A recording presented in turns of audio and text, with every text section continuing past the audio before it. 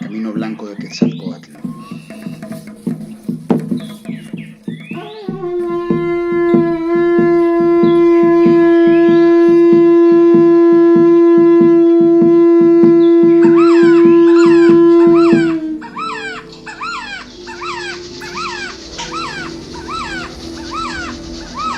Para recibir el canto del Quetzal.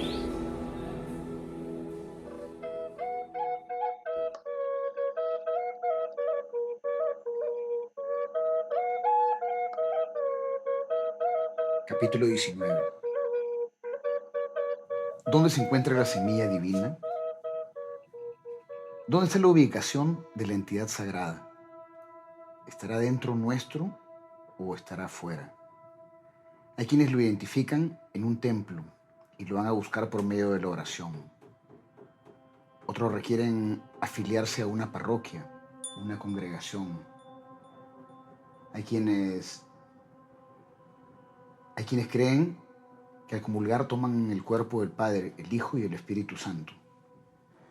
Para profundizar mejor, hay quienes lo buscan en una molécula de Dios, que creen poder tomar por medio de una medicina, una planta de poder, un alcaloide, como la dimetiltriptamina, la mescalina o alguna sustancia ofrecida como la última panacea de las que hoy se ofertan en Mercado Libre.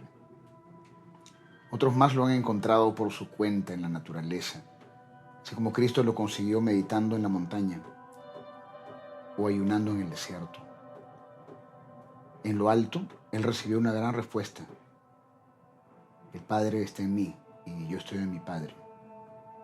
Dios, o la idea de Dios, será más divina en la medida en que permitamos ser a esa fuerza dentro del corazón. Eye Imak significa yo soy contigo. Es la voz divina afirmando que solo podrá desempeñar la fuerza que le permite ejercer su poder sobrenatural si la dejas existir. Es lo mismo que dejaron dicho los abuelos, los guardianes del conocimiento. Educaron a los más pequeños en la creencia de lo que significa ser hijo del sol. Un simple rayo de luz es todo lo que somos, con lo que nos tendríamos que identificar para sentirnos verdaderamente integrados al mundo.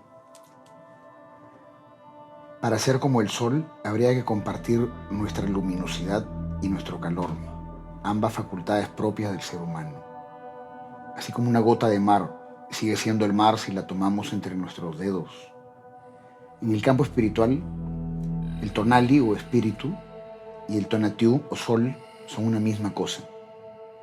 Si quieres oír el sonido de ese mar, oye tu corazón.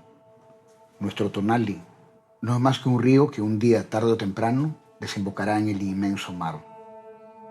En maya, al hombre de sabiduría se le conoce como Akin y al sol simplemente como Kin. Una persona solar es quien despliega el brillo de la luz y la sabiduría para conectar con la realidad superior. Quien cumple el oficio del sol y vive en función a ese rayo de luz es un Akin. Como también se dice en la Biblia, Romanos 12, la esencia de la vida cristiana es tener en cuenta a los demás, brindar un servicio. Desplegar esa luz es una señal de la iluminación, como también lo haría el renunciante príncipe Siddhartha Gautama en Oriente. De la misma manera, la palabra maestro en náhuatl es Tlamachtiani, cuya raíz está en servir, dar, Tlamach, dar.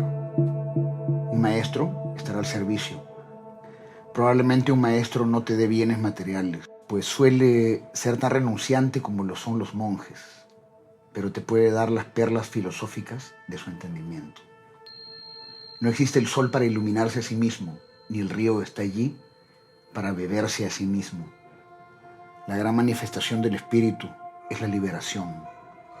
La liberación en lenguaje náhuatl es conocida como Tlanemactilistli. Para emanciparse humildemente de la carga social, es imprescindible dejar los apegos y usar toda aquella emoción negativa, positiva, toda aquella reacción generada por el mundo para sanar la enfermedad de egoísmo que tiene engañado al mundo. Aquella enfermedad que nos limita a comprender del lugar sobre el cual estamos parados. No ver la realidad espiritual no solo nos impide dar, también nos empuja a hacer lo contrario, a quitar. En vez de ser como el sol, se insta a las personas a hacer agujeros negros que restan y sustraen. Como lo dijo un jefe Lakota, bastante impresionado luego de su visita a Londres. Él comprendió que el mundo de los negocios es quitarse los bienes unos a los otros de manera legal. ¿Sería posible mantener una economía sustentada en lo contrario? La más pura de todas las artes se resume simplemente en dar. Ya lo dijo Aristóteles, acciones hermosas son aquellas que agradan a los dioses. No solo el desapego material, sino el hecho de dar desinteresadamente ayuda a comprender y que otro comprenda el significado detrás de las cosas. Por eso, Cristo felicitó a esa viuda que ofreció su último centavo. Ciertas veces, buscando la virtud, algunos hombres escalan y encuentran en lo alto entidades divinas. Este tipo de sabiduría espiritual conduce al camino de la iluminación, aquella señal tan identificada en santos, profetas y hombres divinos. La iluminación, o tlahuilla en náhuatl, es la distinción de la señal divina. Seguramente en Tahuantinsuyo y Anáhuac fueron muchos los seres que alcanzaron este estado. A él, los hombres en general estamos destinados más temprano que tarde. Si no nos preparamos poco a poco para encontrarnos con la luz durante la vida, de seguro la encontraremos en el momento de morir. El corazón es un motor que tiene la fuerza suficiente si se le permite libremente ser, si se le da permiso. Las voces de los dioses se oyen más claras ahí, a donde van los sueños, hacia donde se dirige la mente del meditante. En sueños se comprendieron algunos inventos y teorías de aquellos hombres que oyeron a genios en el interior de su alma. Hay genios luminosos y hay genios oscuros. Y si uno se relaciona respetuosamente con aquellas presencias vibratorias, puede hacer amistad como pasa entre las personas. Hay quienes pueden cargar a un genio de por vida, con el mismo amor incondicional con que se cultivan los amigos de infancia. «Oh Dios», exclamaba Khalil Gibran, «mi supremo anhelo y mi plenitud. Soy tu ayer y eres mi mañana. Soy tu raíz en la tierra y tú eres mi flor en el cielo. Juntos creceremos hasta la faz del sol». Muchos podemos alojar de por vida a determinados espíritus, los llamados genios, que cabalgan a algunos hombres y que son traducidos malintencionadamente del latín al español como demonios. Las crónicas del Códice Boturini muestran justamente la fundación de México Tenochtitlan, con un hecho al cual me voy a referir. Al llegar de Aztlán, aparecen dibujados 4 cargadores de dioses. Eran los siervos y portadores de unos envoltorios con ídolos que representan a las principales deidades regentes de toda esta cultura. Uno de estos dioses era Quetzalcóatl, pero fue Huitzilopochtli quien ordenó a su cargador la fundación de Tenochtitlan al encontrarse, según el mítico relato, un águila luchando con una serpiente sobre una planta de nopal. Quienes portaban los envoltorios se llamaban Teomaque o Teomama y tenían que cargar en su mochila no solo con la pieza, sino también con los caracteres que los dioses guardaban dentro de sí.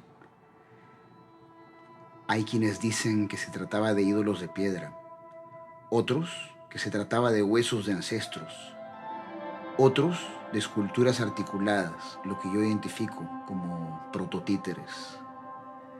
Tal vez eran solo voces que simbólicamente personificaban los deseos irrefutables de genios con voluntad propia que los enviaron a fundar ciudades imperiales. Del mismo modo fue Manco Cápac, en Tahuantinsuyo, el cargador de la voluntad de Viracocha, el dios Sol, para la fundación del Tahuantinsuyo. De manera similar, es conducido por aquella voz misteriosa hasta un enorme lago central, donde en este caso la deidad está dentro de un cetro que al hundirse señala la disposición del dios, fundar el imperio incaico. Ambas deidades solares inician los más grandes imperios sustentables del mundo, sea tal vez la misma voz que habló a Cristo en la montaña o la que le habló a Buda bajo la higuera. Suponiendo la posibilidad de que estos personajes, Jesucristo, Buda Gautama, Manco Cápac, Seacatl, Topiltzin, Quetzalcóatl, Huitzilopochtli, hayan sido físicamente reales o no, no cabe la menor duda que transformaron su cultura con sus palabras y sus hechos. Oyeron la interna voz que muchos le llaman genio y que aquí se conoce como Tloquenahuaque, el de cerca y junto. A ellos le sumaría un ejército más de revolucionarios poetas y mártires que siguieron esa voz interna como Lao Tse, René Descartes, Aristóteles, Jiddu Krishnamurti, Friedrich Nietzsche, Hermann Hesse, Voltaire, John Locke, Lucio Séneca, Diógenes de Sinope, Martin Luther King, Rudolf Steiner, Nelson Mandela, Mahatma Gandhi, Immanuel Kant, Rabindranath Tagore, Baruch Spinoza, Jean-Jacques Rousseau, Claudio Naranjo, Federico García Lorca, Humberto Eco, Jean-Paul Sartre, además de añadir en esta lista a los activistas, los líderes indígenas, los desaparecidos por causas políticas, algunos de los cuales sellaron sus ministerios y sus ideas con sangre, crucifixiones o destierros. Dedico este capítulo a ellos y a los más poderosos, los genios desconocidos, quienes continúan luchando por un mejor mañana.